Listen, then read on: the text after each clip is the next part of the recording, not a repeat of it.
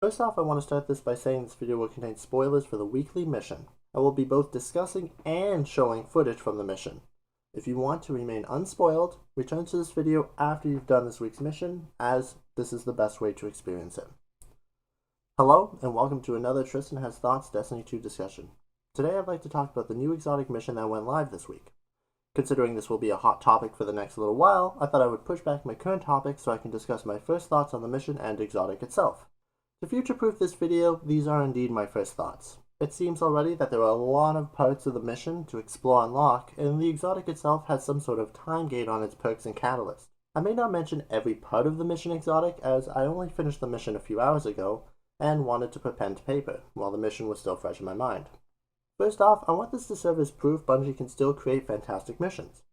Overall, I really enjoyed this exotic mission. Sure, it may have not been a secret, and there was no timer on the mission itself, but I think this works more so in its favor.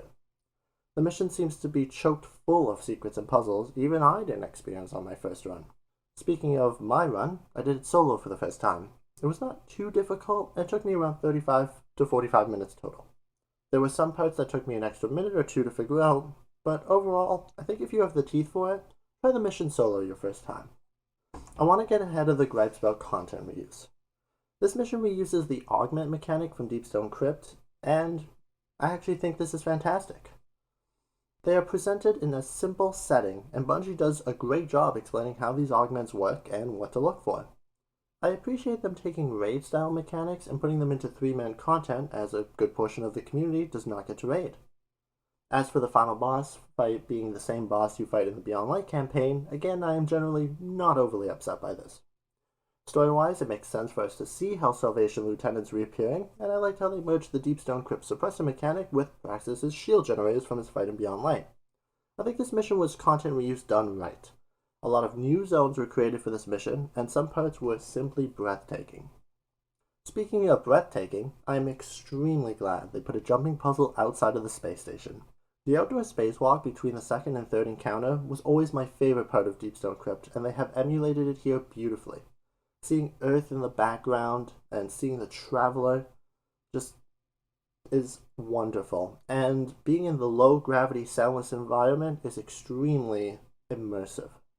I also enjoyed the animation they added if you miss a jump and begin to fall slowly towards Earth, something that was not in Deepstone Crypt.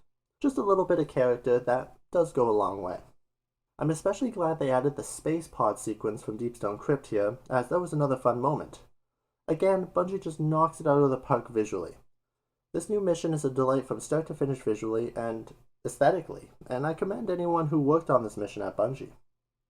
Story-wise, I would argue it's nothing overly special. The goal is to simply launch yourself up to the Seraph Station to help reintegrate Rasputin. Elsie, the stranger, helps guide you on this mission. As expected, Hell's Salvation and Xivu Arath's Hive are up to no good and generally impede our process. One part I actually did quite enjoy story-wise is when the stranger is stumped on how to progress and suggests offering yourself up to the Fallen as a prize to be transmitted to a better location. You cause a little bit of ruckus and surrender yourself and your weapons to the servitor that teleports you to the catch above the station. I actually enjoyed this short little story part, as it was something I didn't expect, but it actually fit really well into the setting. Now to the exotic. It's hard to say too much at the moment, as a fair bit seems to be either unknown or time-gated. It is a craftable exotic pulse that can alternate between a heavier 2-round burst or a lighter 4 burst. It also seems to intrinsically be able to break barrier shields. Perk-wise, it's hard to judge. At the moment, with the catalyst seemingly being time-gated and the weapon needing to be leveled to put some of the better magazine barrel perks on it, it's a bit of an oddity. It most definitely feels exotic, but we are missing a second perk for it, and the catalyst too, so I'm refraining on commenting too much about it. I do think it's a bit odd how much of it seems to be time-gated, but there may be parts of it that can currently be earned in the game, and we just don't understand how. I will most definitely revisit this weapon in the future, as I do have a few thoughts on craftable exotics. Overall, what a fantastic mission.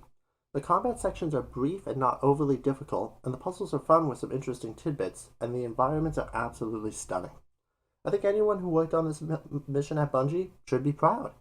Even though I would not rank it as my favorite exotic mission to date, that title goes to Presage, I think it most definitely holds its own. What do you think? Did you enjoy the mission? How do you feel about the exotic having so many parts seemingly locked away? Let me know in the comments below. I would love to know your thoughts. I will be keeping an eye on the comments, so feel free to ask any questions or start a respectful discussion. A reminder that if you enjoyed this video, to give it a like, and if you would like to see more of the content like this, I do plan to upload daily thoughts, so be sure to hit that subscribe button. Remember, for each like this video gets, a capybara gets a big scratch.